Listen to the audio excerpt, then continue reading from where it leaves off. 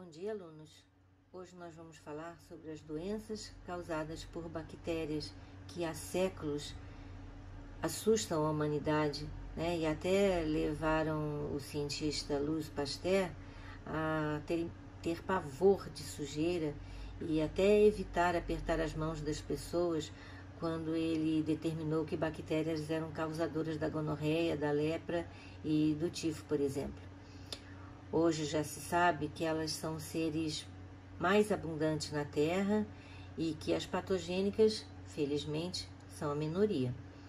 Calcula-se que o número de bactérias seja 10 vezes maior do que o número de nossas células e que elas formem 60% das nossas fezes. Nós vamos falar nesta aula da utilidade das bactérias, mas primeiramente vamos ver algumas doenças causadas por elas, ok?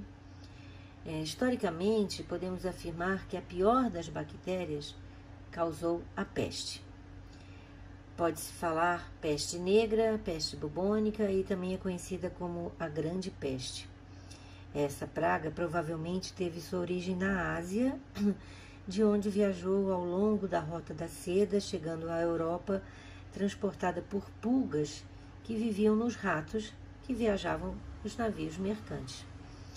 Estima-se que tenha matado cerca de 30 a 60% da população da Europa e no total acredita-se que a peste pode ter reduzido a população mundial de 475 milhões para 350 ou 375 milhões no século XIV.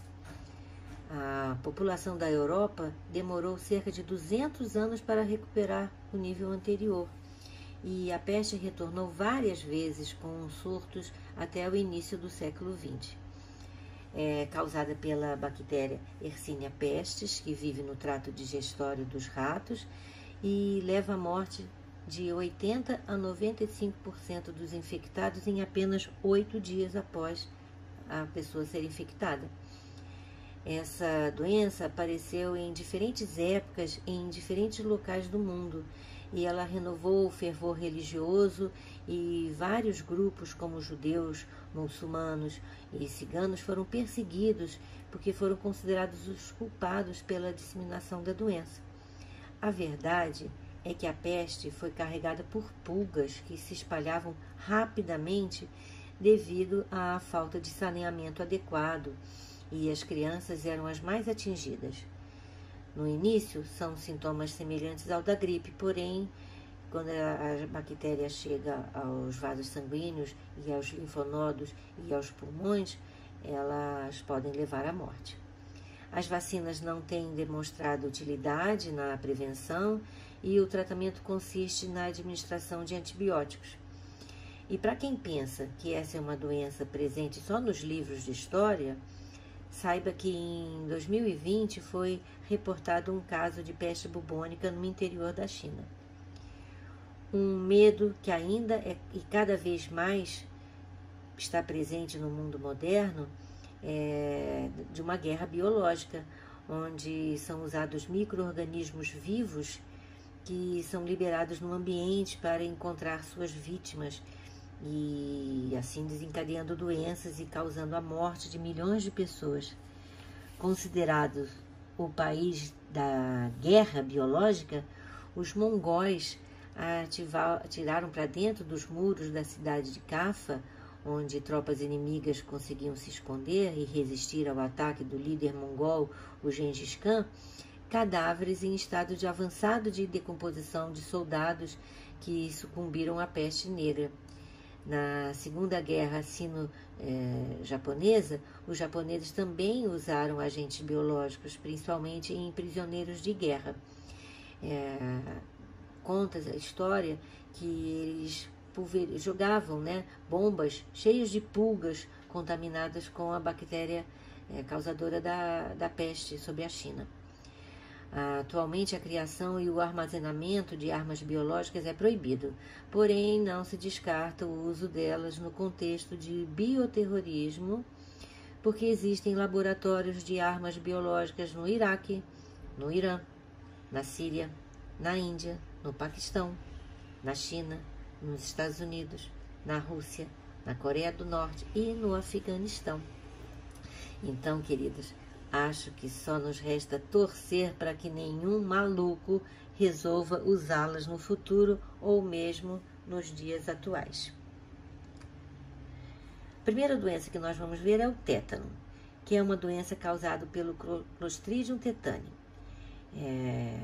Os esporos dessa bactéria estão presentes no solo. Eu falei na última aula, né, da esporulação. Pois bem, relembrando, o cromossomo bacteriano duplica-se e uma das cópias cromossômicas isola-se do resto da célula, sendo envolvida por uma membrana plasmática. Em seguida, forma-se uma parede espessa em torno dessa membrana, formando o endósporo. O restante do conteúdo celular degenera e a parte da célula original se rompe, liberando o endósporo.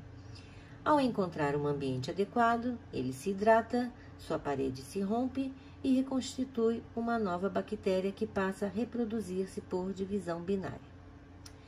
Então, os esporos penetram no corpo através de lesões profundas na pele e as toxinas liberadas pela bactéria agem nos nervos motores e provocam fortes contrações musculares. Se o tétano não for tratado, causa morte por parada respiratória e por parada cardíaca. Quando a bactéria atinge os músculos da face, causa na pessoa o chamado sorriso tetânico, porque a contração dos músculos faz parecer que a pessoa está sempre sorrindo. A vacina antitetânica faz parte dos cuidados feitos durante o pré-natal. Como a bactéria causadora do tétano é anaeróbica obrigatória, deve-se usar água oxigenada na limpeza dos ferimentos, porque o oxigênio é tóxico para essa bactéria, que acaba morrendo. Mas somente use para limpeza, não para fazer curativos, porque a água oxigenada pode atrapalhar no processo de cicatrização, porque ela interfere na formação de colágeno pela pele. A próxima doença que nós vamos falar é a tuberculose. A tuberculose é uma doença que estava quase que completamente extinta no Brasil, mas que o advento da AIDS possibilitou a sua volta e com muita força. Isso porque o organismo debilitado pelo HIV se torna suscetível às chamadas doenças oportunistas, e a bactéria causadora da tuberculose, que é vulgarmente chamada de bacilo de Koch, é muito comum no Brasil. A Microbacterium tuberculosis pode atingir diferentes órgãos como o pulmão, os ossos, o sistema nervoso e o intestino, embora o único meio de transmissão seja por vias aéreas. Como a transmissão é direta, isto é, de pessoa para pessoa, a aglomeração é o principal fator de transmissão. A pessoa com tuberculose expele ao falar, espirrar ou tossir pequenas gotas de saliva que contém um agente infeccioso que é aspirado por outra pessoa que vai ficar doente. Os sintomas são variáveis dependendo da imunidade de cada pessoa e alguns pacientes nem apresentam sintomas, isso é, são assintomáticos, enquanto em outros pode ter aparecimento de tosse, falta de ar, febre, perda de peso e até podem morrer. O tratamento é baseado no uso de antibióticos durante pelo menos 6 meses e a pessoa não pode abandonar o tratamento antes do término, devido ao alto risco de resistência da bactéria. A prevenção é feita com a vacinação de crianças, com a vacina BCG, evitando-se aglomerações e a permanência em ambientes fechados. No contato com pessoas contaminadas, devem ser tomados cuidados específicos a fim de se evitar o contato com secreções aéreas do paciente, isso é, com catarro e com a saliva. A tuberculose é uma doença muito comum em presídios e esta população, de presidiários representa 11% do total dos casos no Brasil. Alinhado ao esforço mundial de erradicação da tuberculose, o Brasil desenvolveu em 2017 o Plano Nacional pelo Fim da Tuberculose, e este plano tem o objetivo de reduzir o número de contaminações e óbitos para 10 casos por 100 mil habitantes até 2035. O Ministério da Saúde aponta como um dos principais obstáculos à epidemia, a eficiência das políticas de combate à tuberculose, o abandono do tratamento. A cada 10 pessoas que iniciam o tratamento, ao menos uma o abandona. Por quê? Os efeitos colaterais dos remédios são muito fortes. Aí a pessoa abandona, desiste. E também porque ela melhora rapidamente e pensa que ficou bom. E na realidade não ficou. A tuberculose é a maior causa de mortes em presídios no Brasil, seja pela falta de acesso ao diagnóstico ou também a falta de tratamento adequado, aliados às péssimas condições físicas dos nossos presídios, né? Com superlotação, células imundas e falta de produtos higiênicos básicos, às vezes. Como eu falei, né, a AIDS também veio contribuir para o aumento de casos de tuberculose nos presídios. O período literário com maior exaltação à tuberculose foi o período do romantismo no século XVIII, principalmente pelo movimento conhecido como Mal do Século, originário na região anglo-saxônica e idealizado no Brasil por diversos poetas considerados mórbido-pessimistas. A lista de escritores famosos que tiveram tuberculose é enorme. Por exemplo, Nelson Rodrigues, Manuel Bandeira, Casimiro de Abreu, Castro Alves e também Álvares de Azevedo. As formas de tratamento também eram terríveis na época, como, por exemplo, o pneumotórax, que consistia em enfiar uma agulha entre os vãos das costelas para injetar ar nos pulmões. A tendência dos ditos românticos à depressão profunda surtia na grande maioria dos casos uma vida desregrada, sem condições de higiene pessoal, regada a álcool e a fumo e carente de uma alimentação eficiente, né? Um quadro de vulnerabilidade de extrema, ideal para o bacilo realizar estragos. Ouçam um trecho de Lembrança de Morrer, de Álvares de Azevedo, que morreu aos 21 anos. Descansem o meu leito solitário, na floresta dos homens esquecida, à sombra de uma cruz, e escrevam nela: foi poeta, sonhou e amou a vida. Amou nada. Se amasse a vida, cuidava dela, não é? A vida é uma só. Boa ou não tão boa, é uma só. Devemos dar maior valor a este bem que Deus nos deu. Você pode ser romântico e escrever lindos poemas de exaltação à vida e não de exaltação à morte, tá bom? A próxima doença que nós vamos ver é a leptospirose, que é uma doença típica de animais domésticos e selvagens que tem o agente etiológico chamado de Leptospira interrogans. Os animais portadores eliminam a bactéria na urina e as pessoas se contaminam com água e solo contaminados. Ela pode afetar o fígado e rim e pode levar à morte. Os principais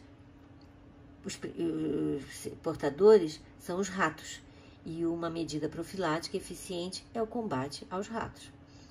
O perigo de contágio é muito grande em tempos de chuvas intensas, né, e inundações, quando as tocas dos ratos são inundadas pela água, então a bactéria que estava nesses ambientes se espalha pelas ruas e casas das pessoas. Também os trabalhadores da rede de esgoto e os jardineiros podem se contaminar se não usarem calçados adequados e também luvas de borracha, né? Pode levar à morte por hemorragias e o tratamento é feito com antibiótico. Como medida profilática da leptospirose, se destaca evitar o contato com locais alagados, o uso de calçados apropriados durante enchentes e se evitar o uso de água suja, lógico, né? Só que é uma coisa bem difícil em lugares onde as enchentes são frequentes, não é?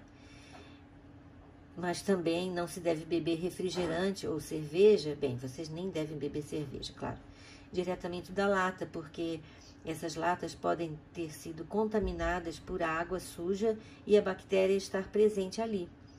E é lógico eliminar alimentos que tenham suas embalagens ruídas. E sempre, a fim de se evitar a proliferação de ratos, acondicionar o lixo de forma correta, em sacos plásticos com as pontas amarradas e longe do alcance de animais. Outra doença é a meningite. A meningite, cujo agente causador é a Neisseria meningitis, é uma inflamação das meninges. As meninges são membranas que envolvem e protegem o sistema nervoso central, isto é, o cérebro e a medula espinhal. Ela também pode ser causada pelas bactérias Haemophilus influenza e Streptococcus pneumoniae.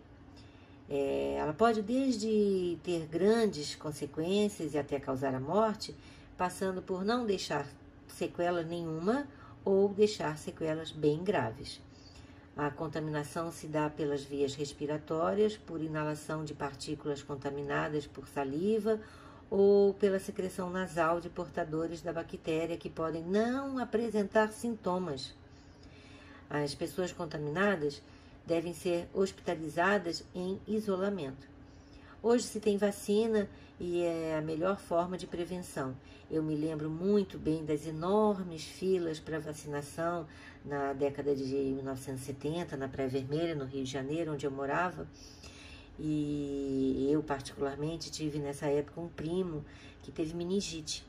E ele foi diagnosticado tardiamente. E essa criança foi contaminado aos 3 meses. E ele acabou vivendo mais de 20 anos e completamente comprometido. Ele nunca falou, nunca andou, nunca ouviu, nunca fez nada sozinho. Uma grande tristeza para a família toda. Era um bebê que vivia, de 20 anos, que vivia preso dentro de um corpo. Outras doenças causadas por bactérias. A cólera, que a transmissão se dá pelo alimento contaminado com fezes dos doentes, né? E a pessoa tem fortes diarreias e pode morrer por desidratação. E a vacina é muito pouco eficaz e se trata com antibióticos. A hanseníase, que era chamada de lepra, que é uma doença bem comum nos filmes filmes do tempo de Cristo, né?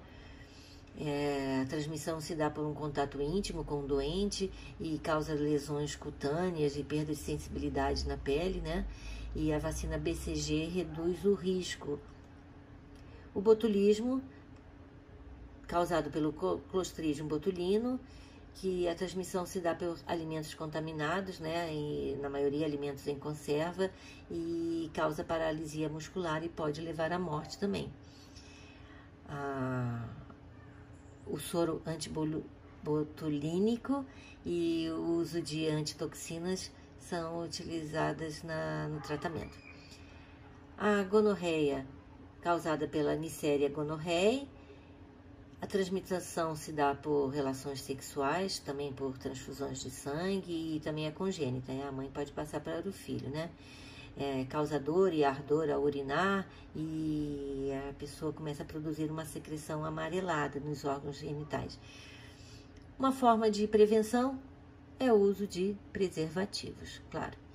E por último, a sífilis, causado pelo Treponema palladium, que é transmitido por relações sexuais, também é uma DST, né? Também é transmitido por transfusões de sangue, também é congênita. E tem vários sintomas, né? O corpo fica dolorido e aparecem verrugas e feridas e pode-se evitar com o uso de preservativos.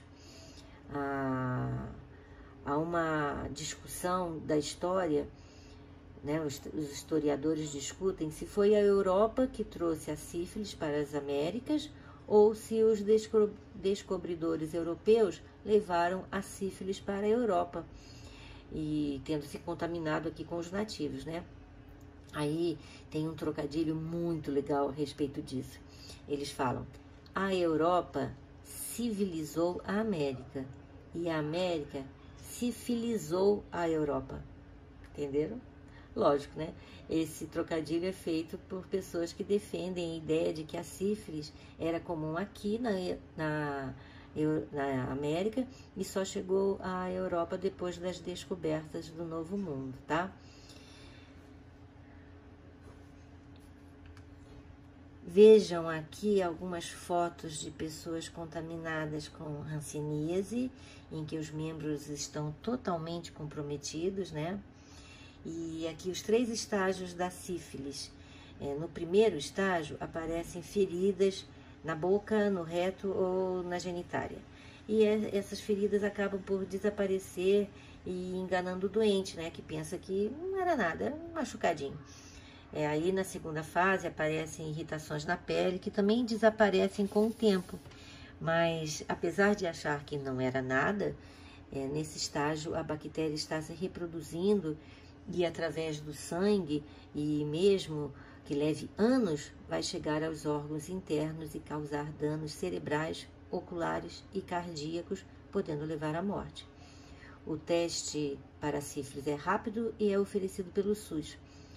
As mães também podem transmitir ao feto e é uma DST, como eu falei, e por isso o uso de preservativo é sempre recomendado nas relações sexuais. Inclusive, a sífilis se espalhou na Europa no século XVI, em grande parte pelo grande número de prostíbulos, que eram considerados normais na época, né, nas cidades, e acabou sendo considerado um castigo de Deus pela promiscuidade reinante na época.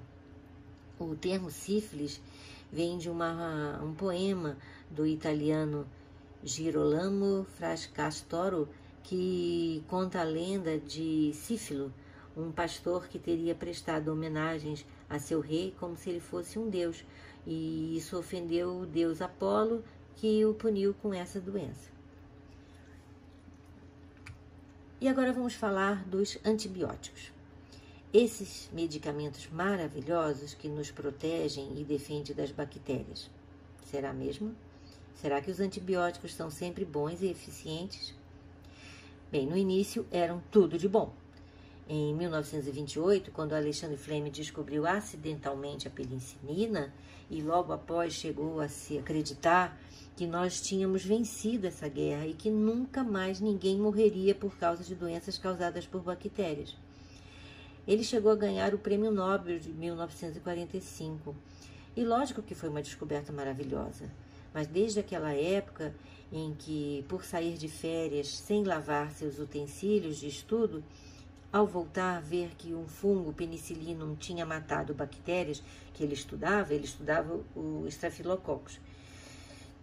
Aí, em 1941, seus efeitos foram demonstrados em humanos, quando trataram de um policial que sofria de septicemia. Porém, infelizmente, por falta do antibiótico, né, por falta de tratamento, falta do medicamento, esse policial acabou morrendo. A penicilina salvou milhares de vidas na Segunda Guerra Mundial, porque foi produzida em escala industrial, inaugurando a era dos antibióticos.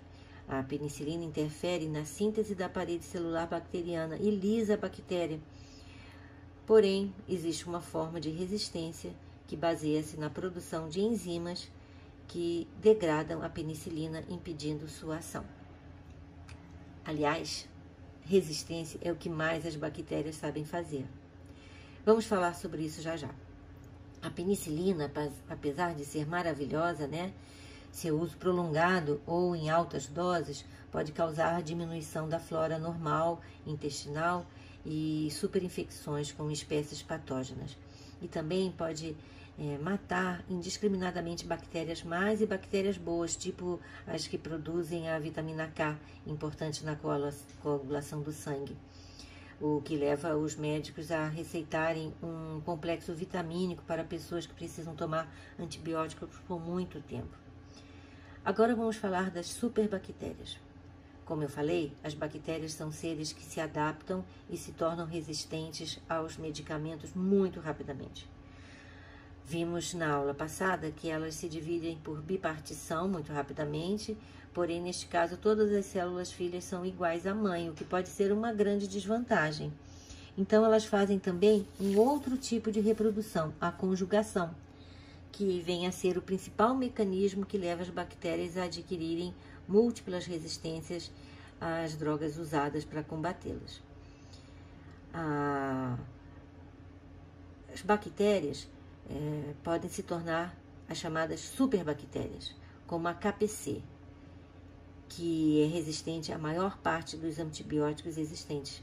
Em 2017, registrou-se nos Estados Unidos um caso de um paciente com uma superbactéria resistente ao antibiótico mais potente da época, a colistina, o que levou os cientistas a afirmarem que estamos no final do tratamento antibacteriano eficaz para as bactérias resistentes. Então, o que você pode fazer? Você só use antibióticos prescritos para você por um médico. Não compartilhe seu antibiótico com outras pessoas. Não use antibiótico para tratar gripe, porque gripe é causada por vírus. Sempre termine o tratamento, mesmo que você não tenha mais sintomas. Automedicação? Nunca, nem pensar. Use o antibiótico pelo tempo, do jeito que o médico mandou. E o que os profissionais de saúde podem fazer? Manter sempre as mãos e instrumentos em ambientes de trabalho limpos. Somente prescrever antibiótico quando necessário. Conversar sempre com o paciente e explicar a forma correta de usar o antibiótico. E explicar ao paciente o que é resistência aos antibióticos e o perigo do uso indiscriminado desse tipo de medicamento. E sempre orientar o paciente sobre prevenção das infecções. Porém, como nada é só ruim, temos também o lado bom das bactérias. As bactérias fixam o nitrogênio do ar atmosférico, transformando-o em amônia, enriquecendo o solo e permitindo que vegetais utilizem, e nós, através da alimentação também. As bactérias decompõem a matéria orgânica da natureza, possibilitando a reciclagem. Também são usados na produção de alimentos, como queijos e iogurtes, na engenharia genética e na despoluição de ambientes contaminados por petróleo ou pesticidas, o que é chamada biorremediação. E, por fim, o uso na indústria farmacêutica para a fabricação de antibióticos e vacinas e na indústria da beleza na produção de botox. Essa é a toxina que é produzida pelo Clostridium botulino, que tem uso terapêutico para causar torcicolo, porque ela relaxa a musculatura. E aí, sabendo disso, hoje ela é usada para diminuir marcas de expressão facial, quando a pessoa está envelhecendo e assim dá um aspecto mais jovem a elas, Apesar disso, o uso abusivo pode vir a causar um relaxamento excessivo dos músculos faciais e deixar todo mundo com aquela expressão meio morna, E isso, principalmente para os artistas de teatro, seria um erro, não é? Bem, alunos, como eu acabei de falar, na minha triste... eu vou contar para vocês a minha triste experiência com bactérias, tá? Vou resumir. Em 1985, eu tive uma infecção de garganta que quase me levou à morte. E depois de tantos anos, esse assunto ainda me causa nervoso e tristeza. É incrível que a primeira vez que eu contei esse caso na sala de aula, eu até chorei. E até hoje eu fico assim meio emocionada, acredita-se? Eu tinha 25 anos e ia morrer. Uma cepa amada, Staphylococcus aureus, quase ganhou a batalha. Mas depois de ir a 12 médicos e um dentista aqui em Brasília à procura do causador dos sintomas que eu estava sentindo e me deixando quase sem andar, eu fui para o Rio de Janeiro e um médico fez um exame super simples me medicou e em 15 dias eu estava recuperada. Ele fez um exame da secreção da minha garganta, cultivou essa bactéria, identificou e fez uma cultura bacteriana que consiste em colocar numa placa de Petri a secreção com o agar-agar, que é uma substância que vai alimentar a bactéria. Quando a bactéria se reproduziu, ele colocou alguns antibióticos nesse ambiente e viu qual era o mais eficiente. Eu nunca esqueci o nome comercial do remédio, que é Flex. A cefalexina é indicada para sinusites e infecções dentárias também. Eu tomei esse remédio por 15 dias, concomitantemente com um complexo de vitaminas, e logo os sintomas desapareceram.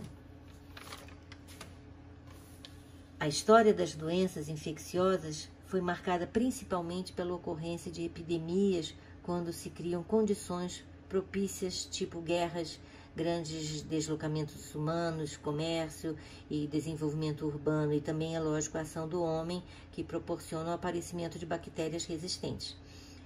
O crescimento das populações faz com que territórios virgens sejam habitados, o que coloca o homem em contato com micro-organismos totalmente desconhecidos e muitos dos quais podem vir a causar epidemias. A natureza levou milênios para construir regiões com equilíbrio ecológico, e esse equilíbrio é facilmente quebrado quando da presença humana. Existe uma enorme quantidade de seres microscópicos na natureza que ainda não foram descobertos. Um ótimo exemplo disso é a floresta amazônica. No Instituto Chagas, em Belém, já se descobriu mais de 180 tipos de novos vírus transmitidos por mosquitos. E quantos desses vírus podem ser fatais para o ser humano? Quem é que está disposto a pagar o preço de ter esta resposta? São fatores responsáveis pelo aparecimento das epidemias na atualidade, o desenvolvimento científico, tecnológico e industrial, alterando os ecossistemas, o aumento da população mundial de forma desordenada, alterações climáticas e a miséria de povos associados à ausência de um sistema de saúde eficiente. Somente os livros futuros poderão documentar o caminho das epidemias.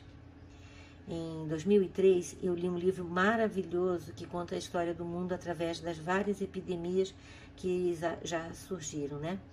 E nessa época, ninguém sonhava com a Covid. Quem sabe o que nos espera no futuro? Bem, alunos, por hoje é só. Até a próxima.